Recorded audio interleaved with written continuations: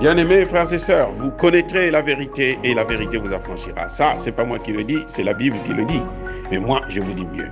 Vous connaîtrez la vérité historique, notamment celle de vos ancêtres kémites, et vous aurez une vision globale de ce que c'est que la vraie souveraineté politique. J'ajoute, vous reviendrez à la spiritualité africaine ancestrale et vous comprendrez les enjeux de l'indépendance économique. Et pour terminer, vous accepterez votre identité culturelle kémite et vous obtiendrez deux choses. La première, c'est la paix. La seconde, c'est le développement, à une condition. L'unité de toute l'Afrique noire, l'unité de tous les Noirs du monde entier.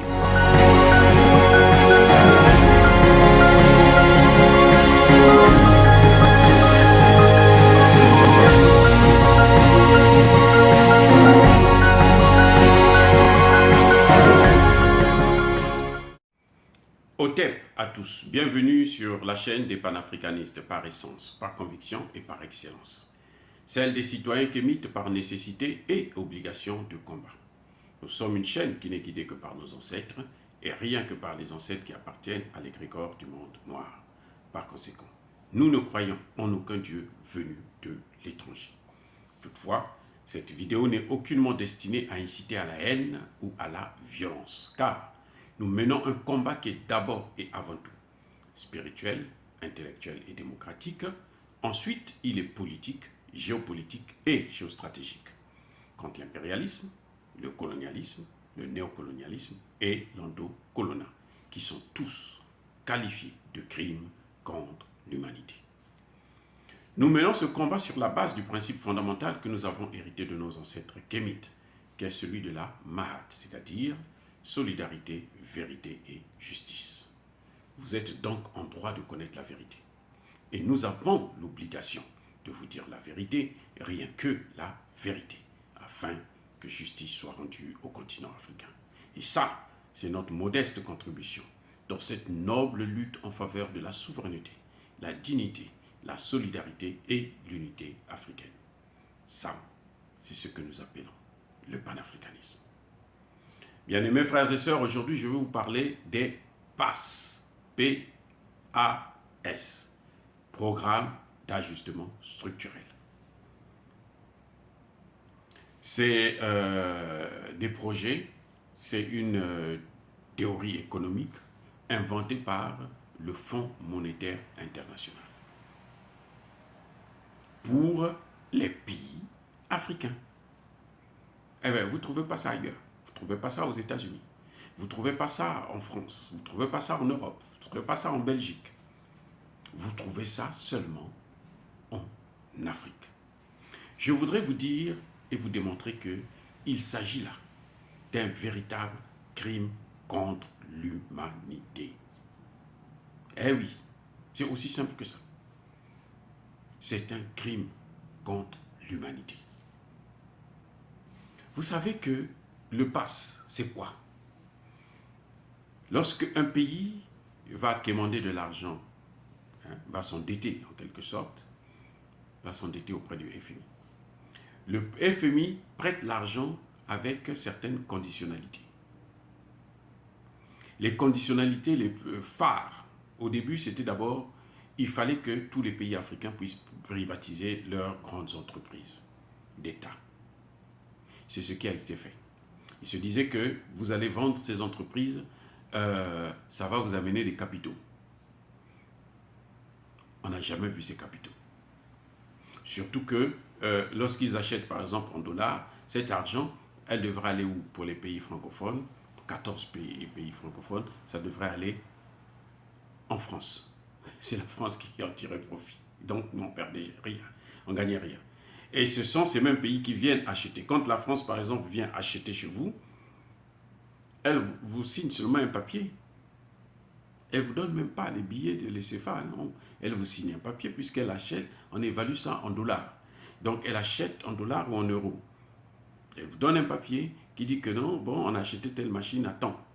Et cet argent-là, elle bloque ça encore parce que c'est elle qui a, comment dirais-je, qui garde nos réserves en devises. Et voilà le malheur de l'Afrique. Donc, quand on nous a imposé les privatisations, ça n'a aucunement été bénéfique pour nous. Vous allez me dire, mais pour les pays qui ont leur propre monnaie, comme le Congo démocratique et autres, le même mécanisme existait.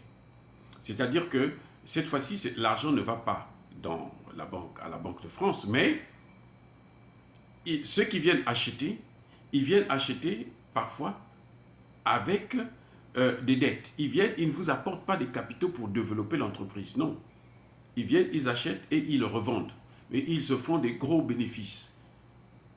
Et puis l'entreprise tombe en faillite. Donc les programmes d'ajustement structurel ne nous ont rien apporté.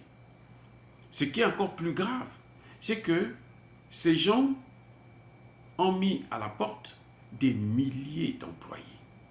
Je dirais plutôt des millions d'employés. Il y a des gens qui ont piqué des crises, qui se sont suicidés parce que des familles se sont disloquées parce que le chef de famille n'a plus d'argent, n'a pas de travail, n'a plus rien.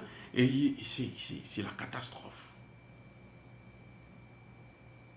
Et ce qui est encore plus grave, c'est qu'ils sont rentrés même dans le domaine de l'éducation et de la santé.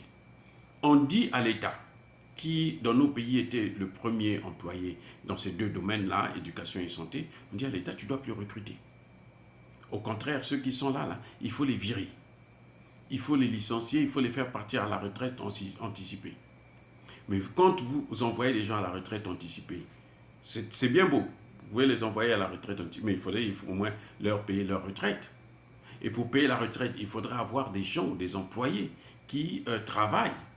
Or, vous réduisez le nombre de travailleurs et vous les envoyez à la retraite et vous ne recrutez pas d'autres. Vous ne créez pas d'autres emplois pour recruter les gens qui vont payer ces salariés. C'est pour ça que vous voyez que dans nos pays, les gens peuvent faire 2 ans, 3 ans, 4 ans sans avoir leur pension. Donc le pauvre qui a travaillé, le monsieur qui a travaillé pendant 25 ans ou 30 ans, qui a construit une seule maison, difficilement bien sûr, avec les maigres salaires que nous connaissons en Afrique, qu'est-ce qu'il lui reste à faire? C'est de bazarder cette maison et d'être SDF, sans domicile fixe, dans son propre pays. Je suis souvent surpris quand je vois que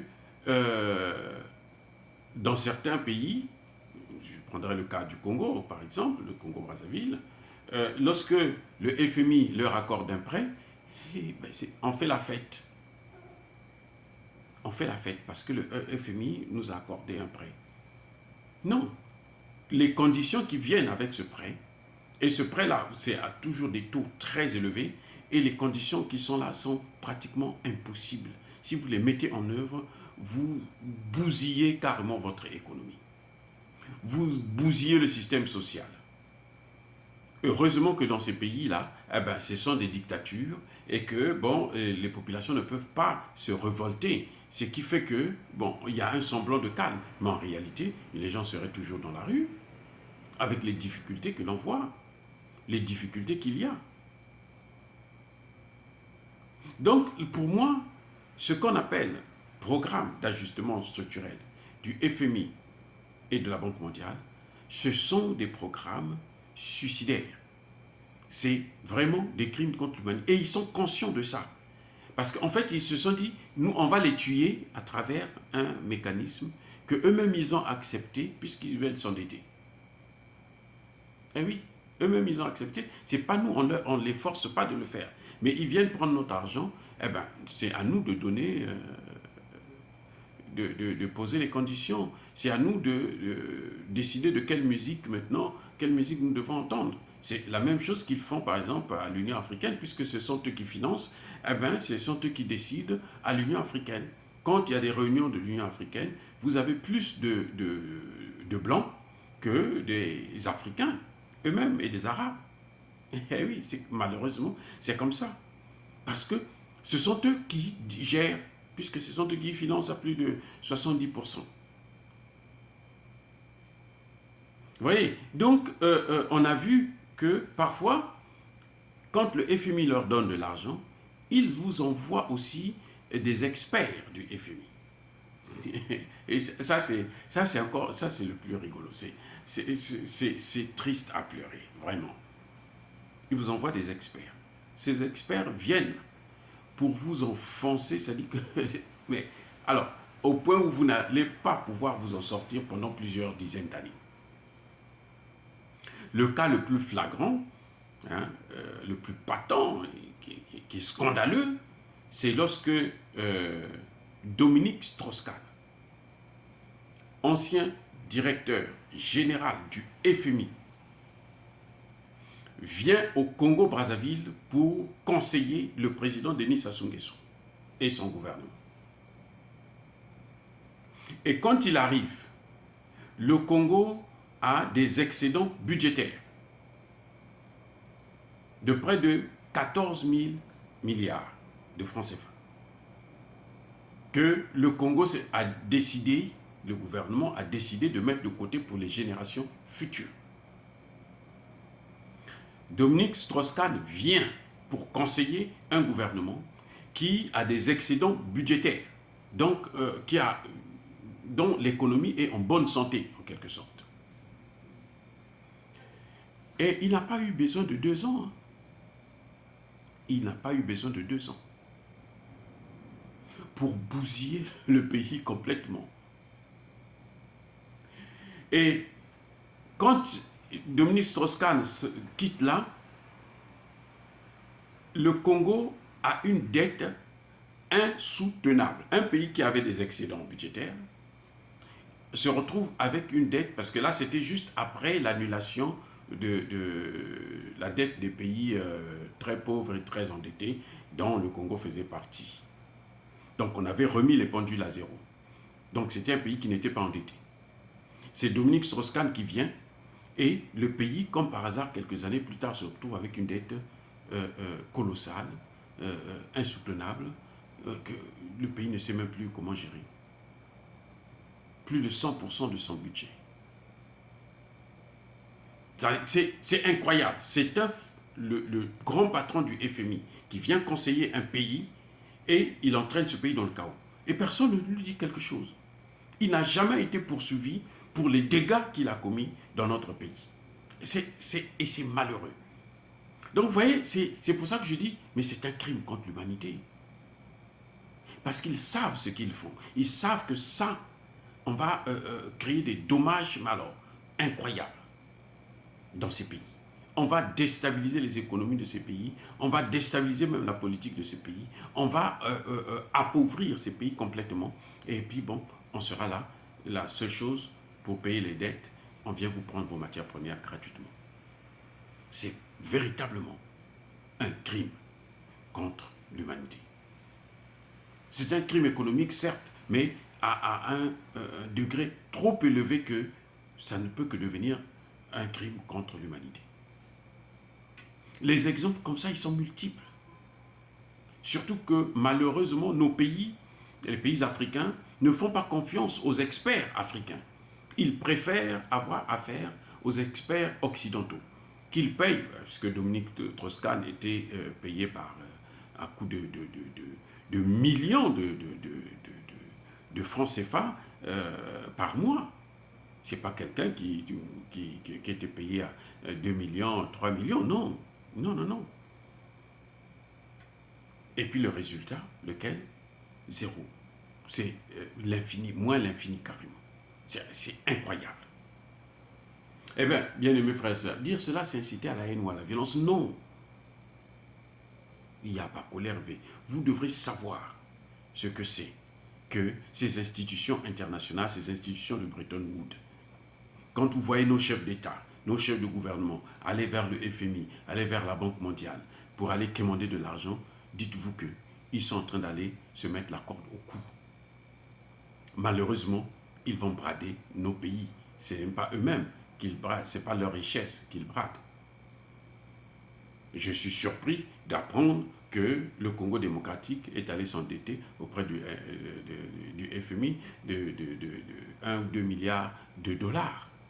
Alors que Kabila, le père, Laurent Désiré Kabila, à gérer le Congo démocratique sans avoir besoin de l'aide ni du FMI, ni de la Banque mondiale, pendant tout le temps qu'il a géré le pays. Donc c'est faisable. Le président Mangou Fouli a passé 5 ans sans avoir eu besoin de l'aide du FMI ni de la Banque mondiale. Et il a fait développé plusieurs projets incroyables. Et c'est possible de gérer sans le FMI, sans la Banque mondiale. Mais malheureusement, nos dirigeants pensent que si vous n'avez pas l'aide du FMI, vous ne pouvez pas diriger nos pays. Et ça, c'est un problème. Oh, bien-aimés frères et sœurs, je persiste et je signe. Soyez bénis par le Dieu des Kémites. Et que tous ceux qui persécutent l'Afrique et les Africains, tous ceux qui pillent le continent africain, tous ceux qui déstabilisent le continent africain puissent être foudroyés, écrasés, punis et maudits par le Dieu des Kémites et par nos ancêtres angélisés. J'ai dit, et bien entendu, j'assume. Eux, ils marchent par la foi et non par la vue. Mais moi, je vous conseille vivement de marcher par la connaissance scientifique et historique, notamment celle de nos ancêtres kémites, par les 5 sens et par l'intelligence. À vous, Abia.